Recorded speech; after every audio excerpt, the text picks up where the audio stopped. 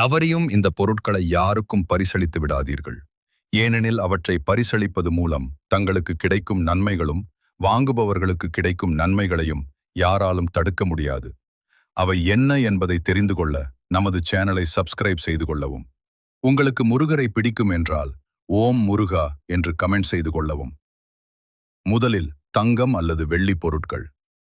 தங்கமும் வெள்ளியும் செல்வம், வளம், அதிர்ஷ்டம் ஆகியவற்றின் குறியீடாகும். சிறிய நாணயங்கள், மோதிரம், சிலைகள் போன்றவை மிகவும் சுபமாக கருதப்படுகின்றன. இரண்டாவதாக செடிகள். உயிருடன் இருக்கும் செடிகள் வளர்ச்சி, நேர்மறை ஆற்றல் மற்றும் நீண்ட ஆயுளை குறிக்கின்றன. இவை வீட்டிற்கு புத்துணர்ச்சி தரும். மூன்றாவதாக விளக்கு. விளக்கு என்பது ஒளி மற்றும் நன்மையின் அடையாளம். இருளை நீக்கி ஒளி தருவது போல வாழ்க்கையில் நல்லது வரவேண்டும் என்பதை குறிக்கிறது.